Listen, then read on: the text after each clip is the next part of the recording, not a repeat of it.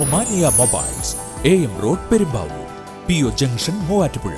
മഴ കനത്തതോടെ മൂവാറ്റുപുഴ ആറിലെ ജലനിരപ്പ് ക്രമാതീതമായി ഉയർന്നു. ത്രിവേണി സംഗമം മുതൽ ലതാപാലം വരെയുള്ള പുഴയോര നടപ്പാതകളും കുളിക്കടവുകളും വെള്ളത്തിൽ മുങ്ങിയ അവസ്ഥയാണുള്ളത്. മലങ്കര ഡാമിന്റെ 3 ഷട്ടറുകൾ ഉയർത്തിയതും കനത്ത മഴയും ജലനിരപ്പ് ക്രമാതീതമായി ഉയരുവാൻ കാരണമായി. മഴ കനത്തതോടെയാണ് മൂവാറ്റുപുഴയാറിൽ ജലനിരപ്പ് ഉയർന്നത്. ത്രിവേണി സംഗമം മുതൽ ലതാപാലം വരെയുള്ള പുഴയോര നടപ്പാതകളും കുളിക്കടവുകളും വെള്ളത്തിൽ മുങ്ങി. മലങ്കര ഡാമിന്റെ 3 ഷട്ടറുകൾ ഉയർത്തിയതും കനത്ത മഴയും ജലനിരപ്പ് ക്രമാതീതമായി ഉയരാൻ കാരണമായി. മഴ കനത്താൽ നഗരത്തിലെ താഴ്ന്ന പ്രദേശങ്ങൾ മുഴുവൻ വെള്ളത്തിനടിയിലാകുമെന്ന ഭീതിയിലാണ് നാട്ടുകാർ.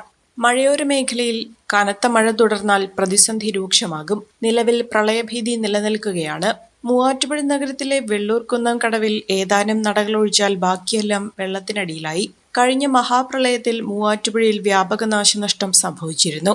100 കണക്കിന് കുടുംബങ്ങളെ മാറ്റിപ്പാർപ്പിക്കേണ്ടി വന്നു. ഈ സാഹചര്യത്തിൽ മഴ കനക്കുമെന്ന മുന്നറിയിപ്പ് വന്നതോടെ റവന്യൂ വകുപ്പും തദ്ദേശ സ്വയംഭരണ സ്ഥാപനങ്ങളും കനത്ത ജാഗ്രതയിലാണ്.